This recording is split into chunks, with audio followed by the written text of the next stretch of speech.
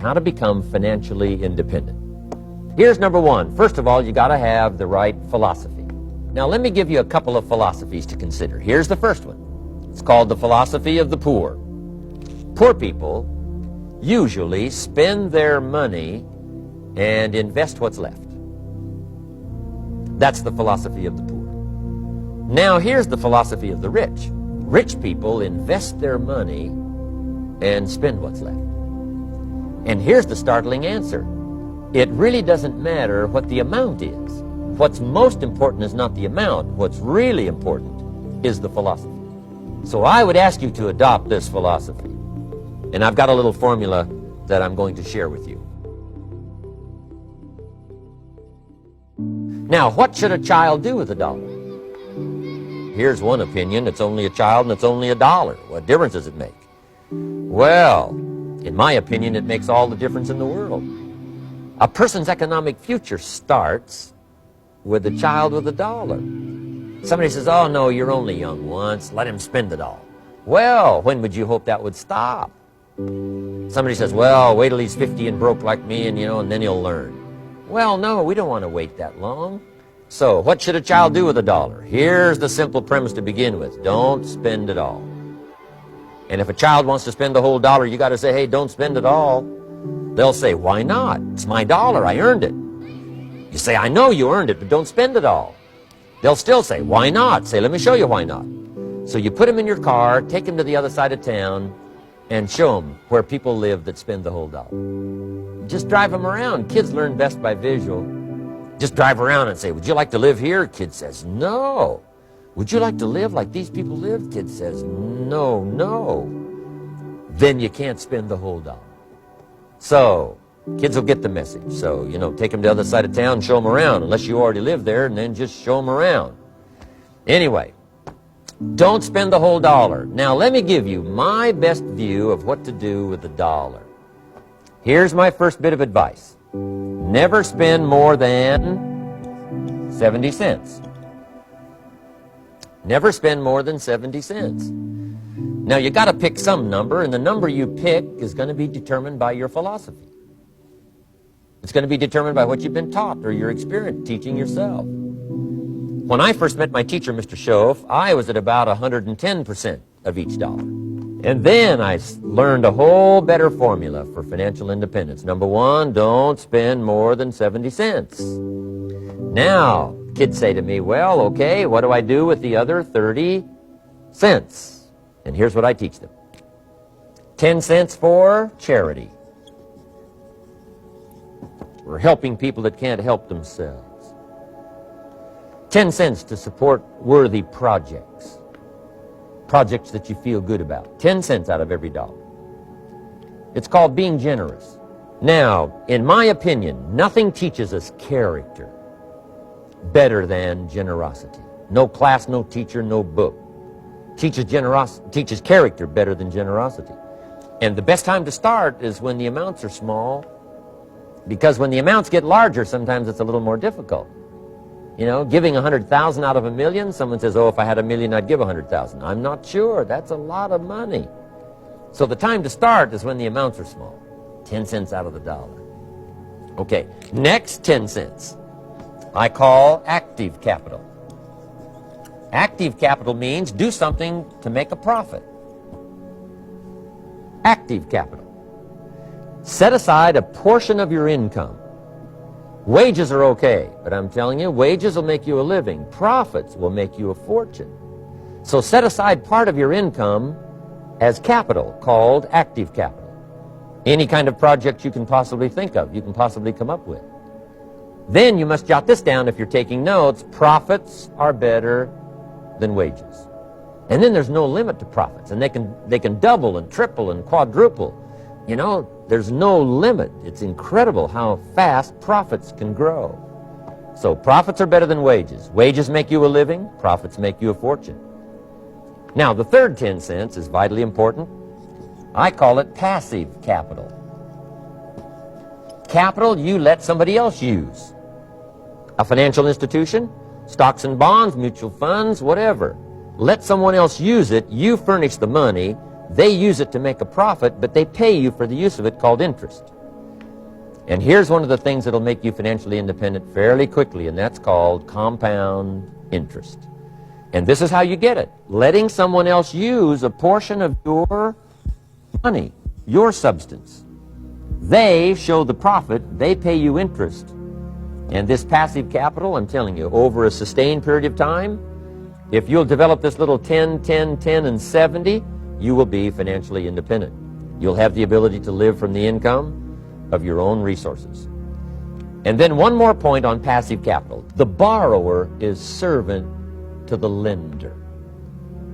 And if you want to be in a powerful position as you grow older, finally when you become mature, maybe have your own business, things have worked out for you for the future, the position you always want to be in is the power position.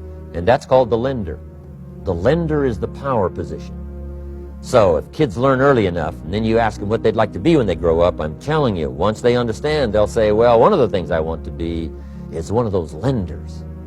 That's the power position, not the spender. No, you'll be pitied the rest of your life if you just become a spender. You got to become a lender.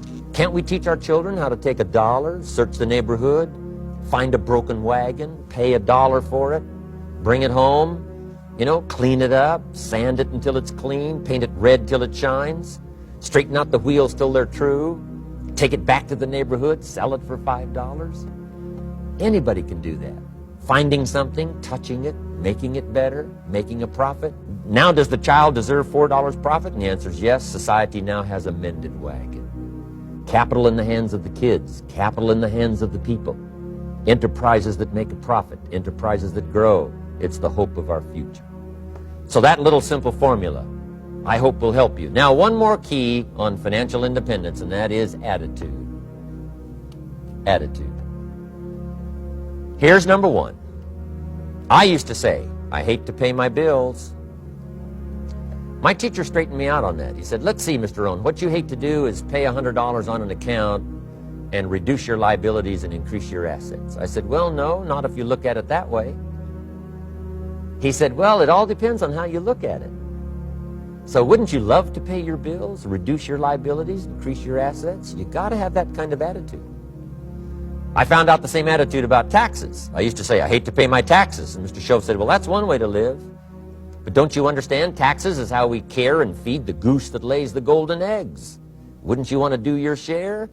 Someone says, yes, but the goose eats too much. Probably true. But hey, we all eat too much. We all need to go on a diet. Better a fat goose than no goose. So I finally became a happy taxpayer. Now I think taxes are too high, so I'm working to get taxes lowered for our economic future. But then whatever they turn out to be, I gladly pay, do my part, because that's what makes the whole system run, each of us doing our part. Now, I want these three subjects to be valuable for you. I want them to have meaning for you. I want you someday to be financially independent. I want you to have the personal development so that you feel good about yourself. If I had a chance to meet you someday, I'd like to have you show me the list of goals that you got started and say, Mr. Rohn, here's some I've already checked off. Here's the books I'm reading. Here's what's happened. I'm developing the skills. I'm better this year than I was last year. I've got more self-confidence. My skills are developing. That's what I want for you, and that's why I took the time to come and share in this video message with you.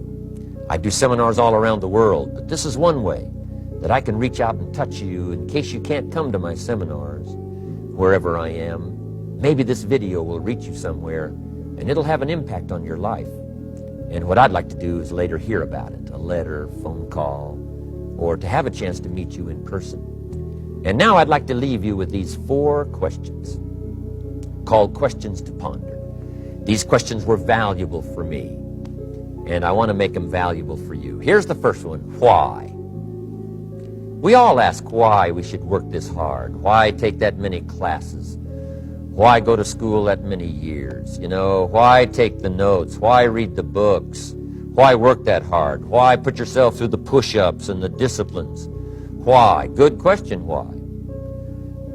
Best answer to why, I think, is the second question.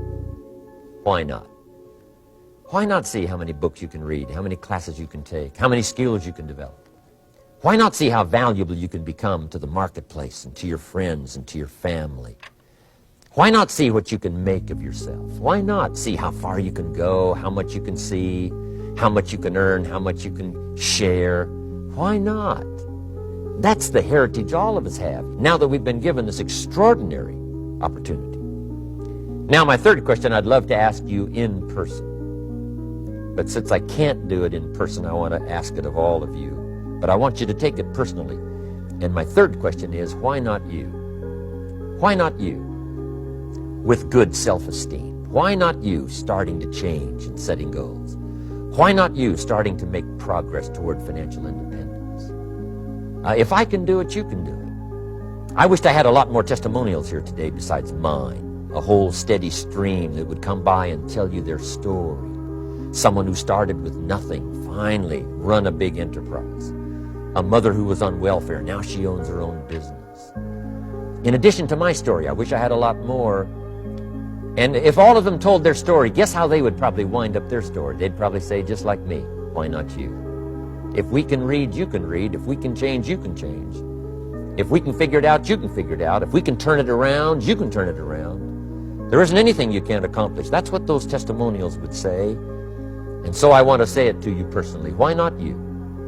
You've got the brains. You've got the stamina. You've got the vitality. You've got the interest.